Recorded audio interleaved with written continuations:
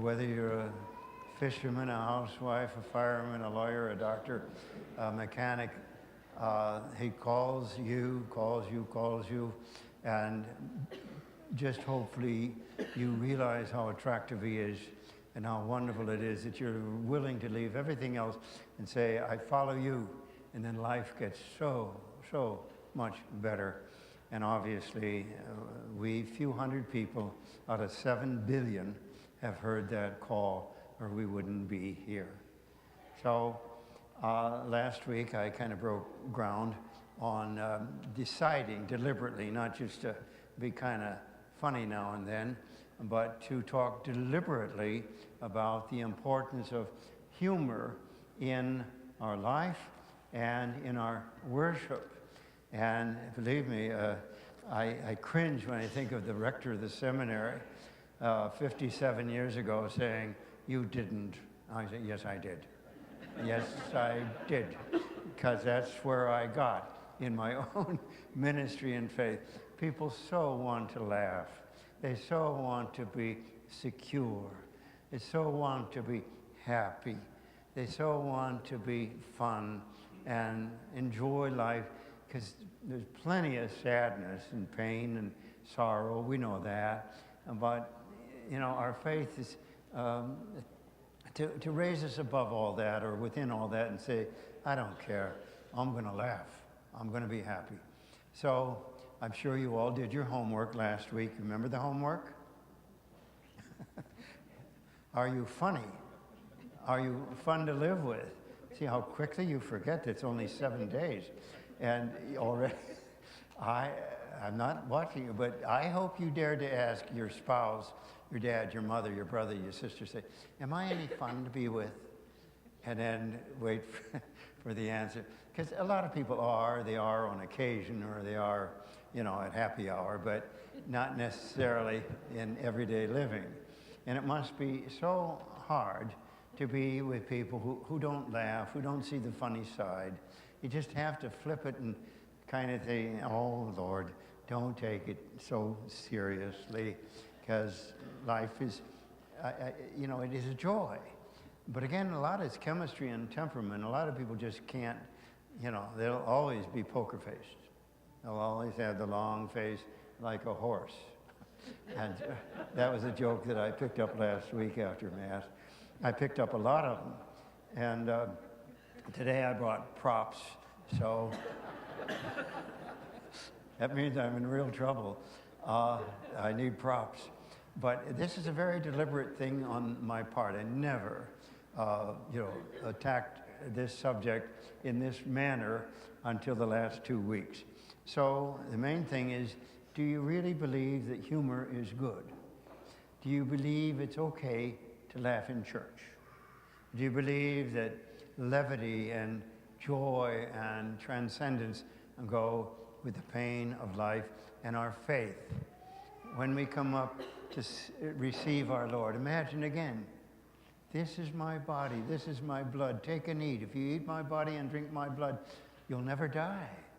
You're going to live forever. You know, what greater news can you have? Because we all wonder, you know, what's going to happen? I'm only here for a while, and then what's going to happen to me? And so he tells us, and that's room for joy. Well, last week I did a job on, Rodney Dangerfield.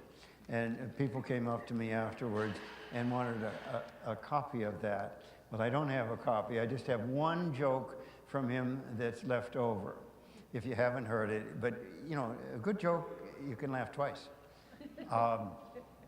He said, when I was born, I was so ugly. The doctor slapped my mother. A lot of these have been cooked over a few times, I guess. Well, anyway, I think I should lead in with the fun itself. Even if you feel a little bit uncomfortable, just enjoy yourself, because that's what it is to be a Christian. Here's this one. I've used it here before, I guess. When I die, I want to go peacefully and quietly in my sleep, like my grandfather did, not screaming and shouting like the passengers in the back seat of his car at the time. You got, we're doing good. Not everybody wants me to tell this one, but I just think it's so funny. It's that, because it's the irony of it, you know, it's the absurd. Anyway, these two elderly women met in a, let's say, a laundromat. They hadn't seen each other in a very long time.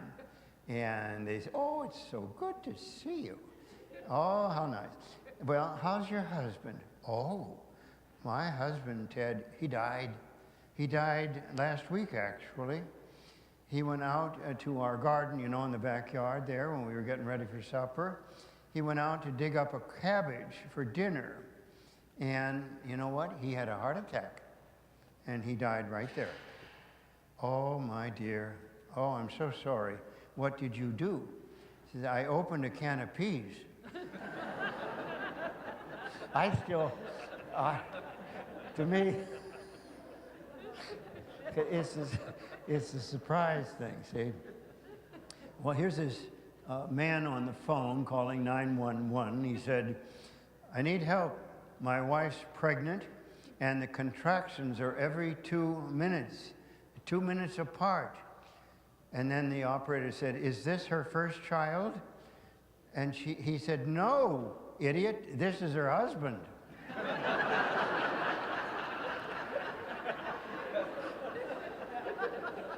Good. I think I'm doing good. Well, there's so many more. Well, I could spend a lot of time on that, but then this is a whole card about what it does for you health-wise, you know, the laughter and so on. So let's just expand the experience of joy and laughter, real laughter. Everybody knows about little children who are in the hospital, and it's very sad, you know, because a lot of them have cancer and they're terminal. And they are sitting there with their bald heads and so on. And what do? They have clown ministry. They send in the clowns because that's what will relieve them. We don't want to dwell on it. And so how quickly, you know, they respond to a funny person, a funny face, someone doing a crazy thing. And so that is one.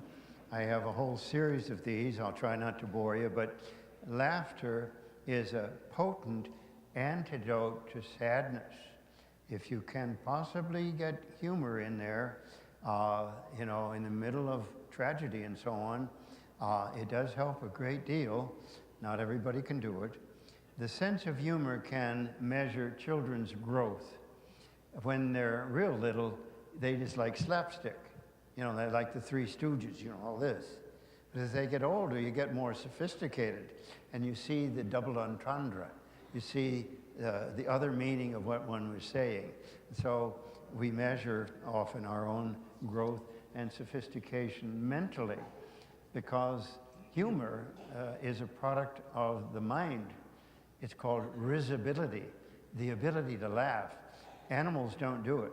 The animals do not have a sense of humor, only people with intelligence. So I think that's going to push some of you over the edge. You say, you know, I'm so smart, so I'm a very funny guy. You know, don't you like Steve Martin? You know, I'm a wild and crazy guy. You know, all those kind of people. And we could go down the list of people who make us laugh. These are real old. Some of you would not remember, but Charlie Chaplin, Lucille Ball, Johnny Carson, Roseanne Barr, Bill Cosby, Joan Rivers, Three Stooges, Benny Hill, Laurel and Hardy, Abbott and Costello, Our Gang, Laugh-In, the Jeffersons, the Golden Girls, Jerry Lewis, Red Skelton, Robin Williams, Tom Allen, Jay Leno, and David Letterman, and so on. Do they contribute a lot to our life? Yes.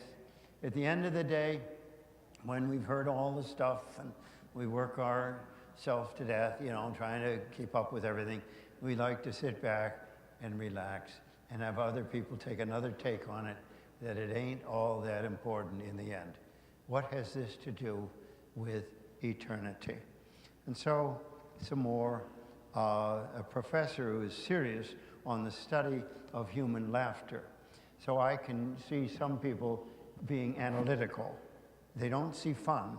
They see how it happens. What happens to the mind that makes one laugh? I would rather laugh than know the answer to that. And so how about these wonderful people, like in this case, it's Carol Burnett. I remember on Saturday night she did her thing, and you just can't forget this iconic moment when she comes down the stairs with, she is Scarlett O'Hara, and she's wearing the curtain rod with the draperies on it, you know. But that's kind of dated, but it's very, very funny, folks, if you've been there. Here's a teacher who is serious about humor in the classroom and making the grade. You have to have control. I mean, because if they see you're funny, you know, and you're witty, they may say, well, I don't have to take her seriously. But no, like here, I want us to be like we are at the moment. But boy, when we get to this, that's another mood. And one does not distract from the other. They blend. Because if this is true, what we do here, how can you not be happy? How can you not be happy? And here is, we have a lot of our famous people. Here is a story by Kirk Douglas, very famous actor, very good actor. And he says, never lose your sense of humor. So as he went through his cancer of the mouth and so on, he could have died. What distorted his face and his voice and everything else. But he said, through faith and a sense of humor, he got through. And so that's what I'm trying to sell here. I hope you get it. Humor is a vital tool in the workplace. Last night, though, after Mass, this very professional gentleman said, boy, I agree, Father. You got to have more humor. He says it's very, very, very hard in the workplace because everybody has to be politically correct. You can't say anything without somebody deciding, no, he's prejudiced or it's not, you know, it's against feminism or something like that. You know, I just like to grow to a height and breadth and depth and length of who I can be, not be so restrictive. So anyway, there is the subject of laughter itself. Often I am invited to affairs, and those are social affairs, by the way, and so, you know, you're sometimes at a wedding reception, and you don't know anybody, you know, and you get stuck at this table where they're all sitting there like this with their pursed lips, talking about cholesterol. Or who's going to pay for all this? You know, those constipated people. And then you hear somebody over there laughing. And you say, oh, I want to go over there. Because laughter is contagious. Laughter begets laughter. And I'm going to prove it to you right now.